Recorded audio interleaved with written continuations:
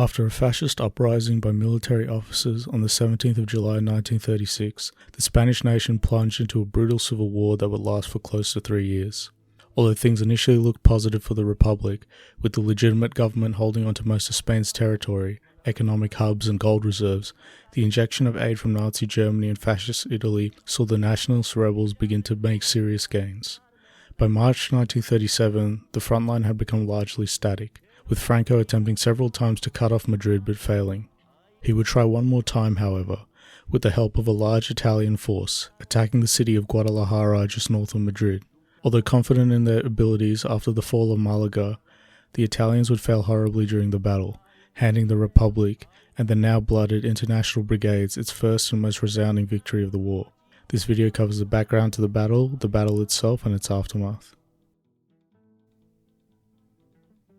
Ever since Francisco Franco's attempt to take Madrid in November 1936 failed, owing to the heroic and dogged defense of the Republic, Franco had conducted several offensives since to cut off and encircle the city. The preceding Battle of Jarama was inconclusive, however it had crucially failed to cut across the Jarama River. While not a decisive Republican victory either, the battle had seen the nationalist forces exhaust themselves in repeated bloody assaults. They lacked the momentum or reserves to conduct another offensive at Guadalajara. However, Franco still insisted on an attack. The Italians had formed a volunteer army to be sent to Spain in December 1936, following Franco's calls for assistance in July the same year. This army was called the Corpo Truppe Volontarie, or CTV, which consisted of 3 divisions of black shirts and the Littoria division from the regular army, led by General Mario Roata. The CTV had grown from a small force of 3,000 black shirts to 47,000 within a few weeks, 27,000 of which were ardent fascists. Mussolini had responded to Franco's call and committed a significant amount of material aid from the outset of the war. However, by this time he wanted the Italians to play a more decisive role. Mussolini was riding high after the conquest of Abyssinia. However, he still felt threatened by Hitler's Germany, which was increasingly being seen as the dominant fascist power of Europe. In addition, France's decision to supply the Republic with arms at the beginning of the war and a subsequent Republican victory would tie Spain closer to France and threaten Italy's political and military power in the Mediterranean. The nationalist inability to muster enough troops for Guadalajara, plus the Italian leaders' eagerness and CTV's previous success at the Battle of Malaga, saw the Italians take the lead. On the Republican side, Jarama had also been bloody. The Guadalajara sector had been very peaceful and was manned by the 12th Division under Colonel Lasalle, consisting of 10,000 men. Positions had not been well fortified, although a company of T-26 tanks was sent to the area. Prior to the battle, tensions within the nationalist ranks were high. In Franco's view, the presence of the CTV in Spain was foisted upon him. In addition to this, many high-ranking nationalists were concerned about a significant Italian presence, as a large foreign army operating on behalf of self-professed nationalists did not present good optics. When the Republicans counterattacked at the earlier Jarama battle, Franco urgently begged the Italians to assist him on the 19th and 21st of February, but their commander at the time, Emilio Faldella, who was acting in Roata's stead while the latter was recovering from wounds, refused to sacrifice Italian troops in ill-defined diversionary attacks. In his last communication to the Italians before the Guadalajara offensive, Franco wrote a vague letter to Roata, stating that he accepted the union of Spanish and Italian troops, quote, take place southeast of Alcala. John F. Coverdale writes, Roata should perhaps have read between the lines of Franco's letter the message that he would have to count very largely on his own forces. It is not clear exactly what interpretation he did give it. It seems unlikely that he would have gone ahead with his plans had he understood it clearly that, during the first days of the offensive, the nationalist forces on the Jarama would not move at all, although the indication that their attack would be on a limited scale seems to have caused him little concern. The easy success of his guerra celere or blitzkrieg tactics at Malaga had led him to think that, even with the very limited support on the Jarama, his forces could easily overwhelm the Republican defenders and advance rapidly enough to keep them from massing any significant reserves before he had reached Guadalajara. As the beginning of the battle loomed, the fascist forces had amassed 35,000 Italian troops, 81 tanks, 8 armoured cars, 200 artillery pieces, 16 anti-air guns, and 2,000 trucks. Alongside the Italians were 15,000 Spanish troops of the Soria division on its right flank. The 10,000-strong Republican force was supplemented with 5,900 rifles, 85 machine guns and 15 artillery guns, along with the aforementioned T-26 tank company. Despite the rain and cold, Roata was determined to continue the attack as planned on March 8th. Initially, the Italians had committed to send troops to be included in Spanish battalions, to which Franco agreed. This quickly expanded to them forming Italian battalions, and then officers and generals soon followed, much to Franco's displeasure. The Italian force assembled was on paper the largest either side had marshalled thus far in the war. Italian artillery opened fire at 7 a.m., and the 2nd Black Shirt Division advanced. Despite the light Republican defences, progress was slow owing to the Italian commanders lacking the drive to attack. By the end of the day, the Italians advanced between 4 and 8 miles but failed to achieve a breakthrough. The 3rd Black Shirt Division hadn't even advanced. The following day proved to be the Italians' most successful. The 2nd Division had taken Almadrone and Cogollor, and the 3rd began advancing across the Saragossa Highway, advancing 12 to 13 miles by 7 p.m. Republican Commander Vicente Rojo stated that the Republican line had been broken, yet General Nuvolini, who commanded the Italian 3rd Division, ordered halt. As the Republican lines collapsed, their troops, stricken with panic, retreated. Rojo began to marshal reserves to the Guadalajara area. The 11th International Brigade was hurried into the front line, sent to block the 3rd Black Shirts across the Saragossa Road, taking positions in the woods. The Italian 5th Regiment, commanded by Enrico Francisci, captured the town of Brihuega and took its garrison prisoner. Around the town of Brihuega, there would soon begin a mini-civil war between the Italians.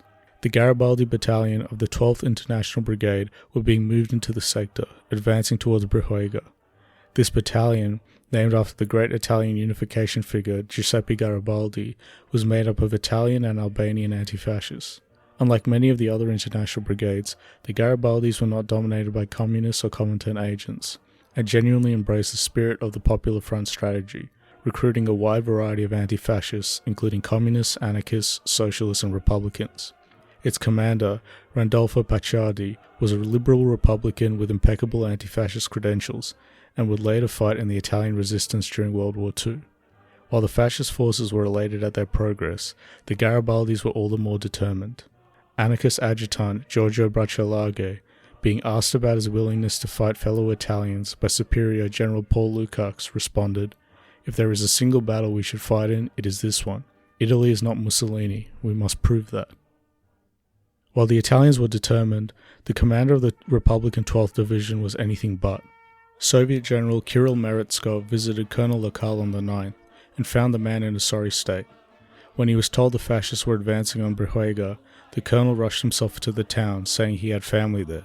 This left Meretskov, General Enrique Lister, and 2 German communist officers, Ludwig Wren and Hans Kahler, responsible for making plans to defend the crossroads with the Edgar Andre Battalion of the 11th International Brigade. Lokal was relieved of his command, replaced by Italian communist Nino Nanetti. Soon after, the Tailman Battalion, made up of German communists and named after the jailed leader Ernst Tailman, arrived to set up defences. By now, all 6 battalions of the 11th and 12th International Brigades arrived in Guadalajara. These were the aforementioned Garibaldis, Edgar Andre, Tailman, along with the Commune de Paris, Dombrovsky, and Andre Marti. Having served in Spain for 6 months, its troops had proven their worth as elite shock troops, and their officers were now well versed in the art of defensive warfare. The high morale of Roata's troops would soon be diminished. The fascists had little intelligence on Republican troop movements and positions, and when they clashed into the International Brigades, their advance halted and soon fell victim to counterattacks. The long stretches of Italian vehicles spread along the highway soon came under attack by Republican aircraft, now operating from a concreted airfield in Albacete. The Italians lacked adequate anti-air guns on the ground and had no air support of their own. The 3rd Black Shirts advanced on the 10th straight towards the Garibaldis and Andre Marti battalion, repulsing all their attacks. Another attempt on the 11th, however, saw the 3rd advance and take the town of Trujeque, utilizing flamethrower tankettes. Whatever successes the Italians had failed to meet their expectations, and Roata became furious with the fact that Franco had not attacked at Jarama to relieve pressure from his front. As a result, Roata called a halt to the offensive from the 11th to give his troops a rest. The anti-fascist forces had been plotting for an inevitable counterattack to drive the Italians back. The loss of Brujega so early on came as an embarrassment for Rojo and the other Republican officers. Enrique Lister's 11th Division, aided by Soviet T-26 and BT-5 tanks, launched a devastating counterattack on the 12th. The Soviet tanks outclassed the Italian armour, and Italian anti-tank guns struggled to penetrate their hulls. The tank crews found easy pickings against the lightly armoured and poorly equipped Italian tankettes. Backed by artillery and overwhelming air superiority, now organised into coherent attacks, the 3rd Division was continuously battered from the ground and air. Their long convoys stretched down the Saragossa road and were easy pickings for Republican pilots. By the end of the day, the 3rd Blackshirts were badly battered, the 2nd was not as badly mauled, and Roata called for them to be replaced.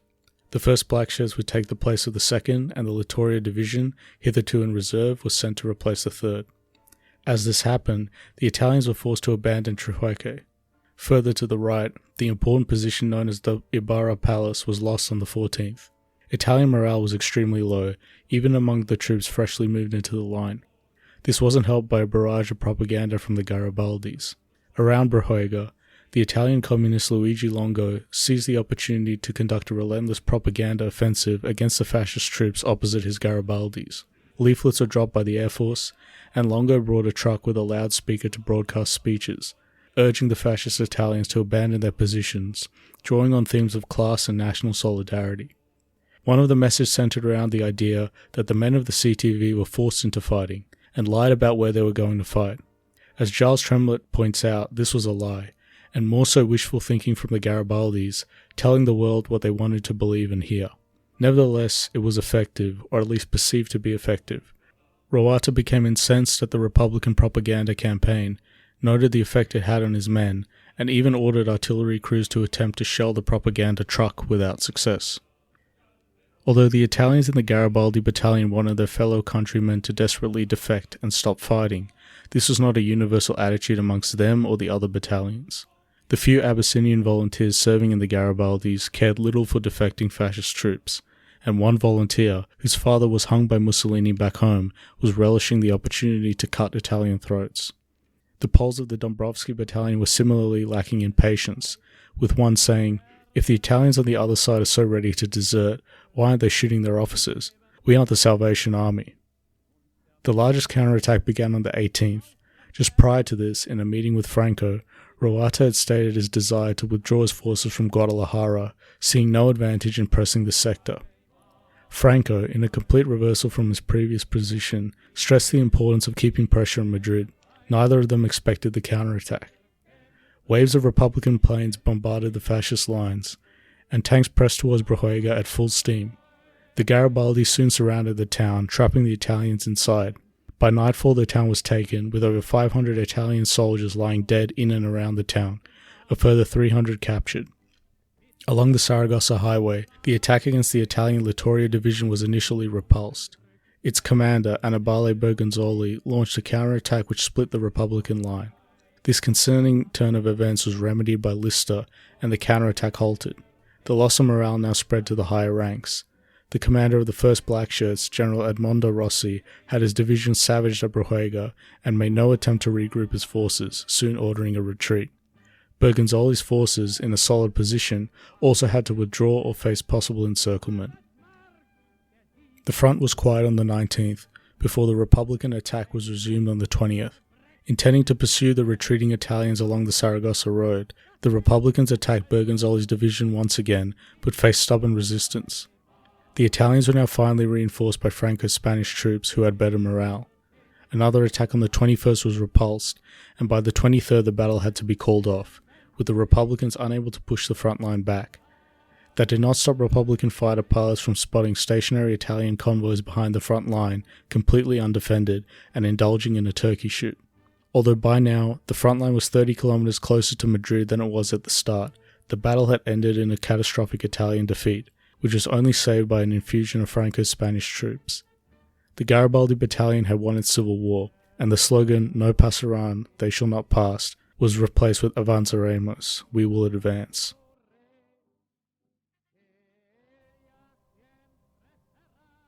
The Battle of Guadalajara was one of the few decisive Republican victories during the Civil War.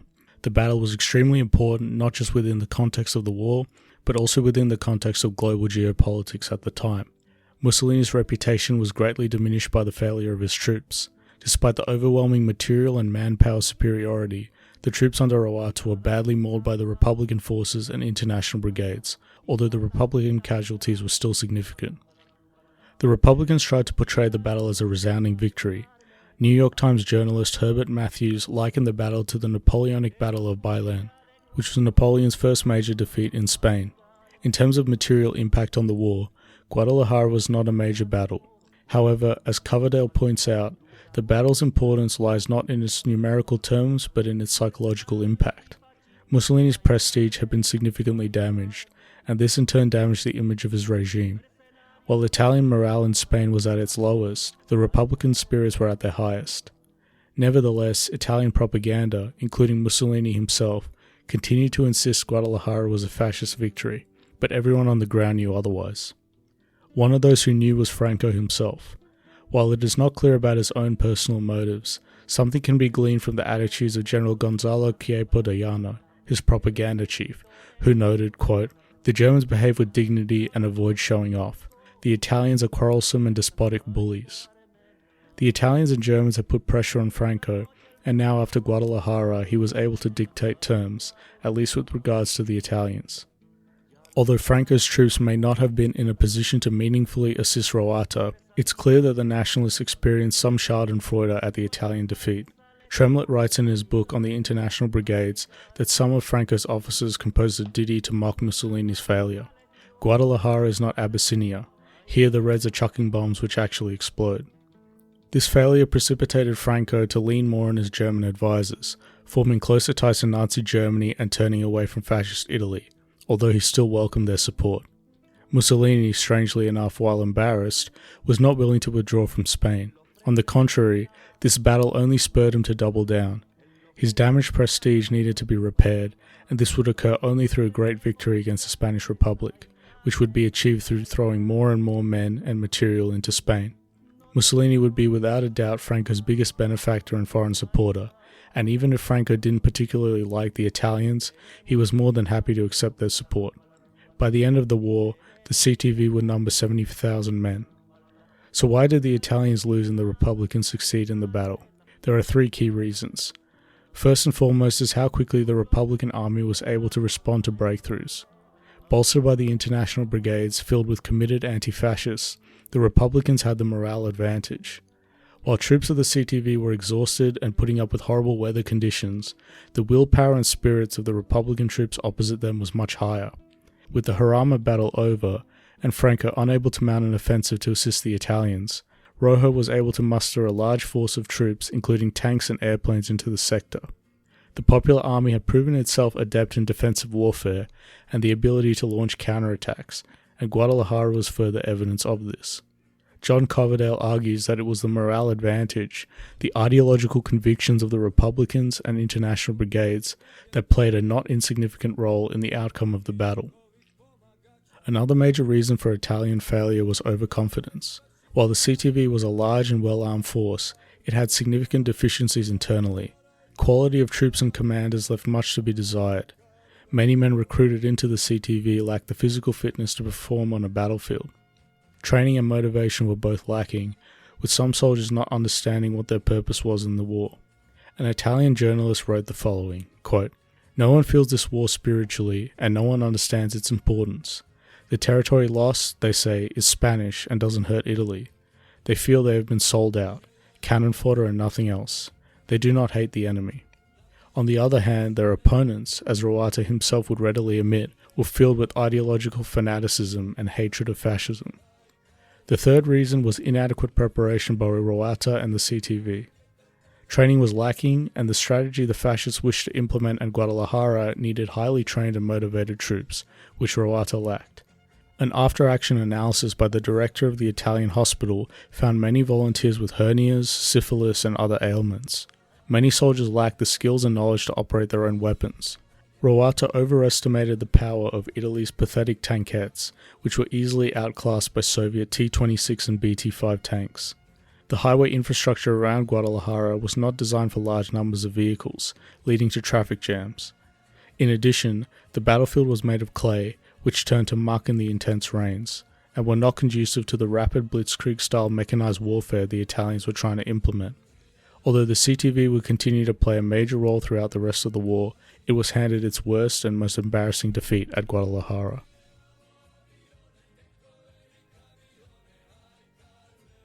Guadalajara was one of Franco's many attempts to take Madrid, spearheaded by Italian troops and ended in colossal failure. The Republican troops, well versed in defensive warfare and bolstered by the highly motivated soldiers of the International Brigades, held the Italians at bay and inflicted a decisive defeat on the fascist troops, giving Mussolini a black eye. Although not significant in a material sense, the battle was an enormous psychological boost to the Republicans, and damaged Mussolini's reputation and prestige.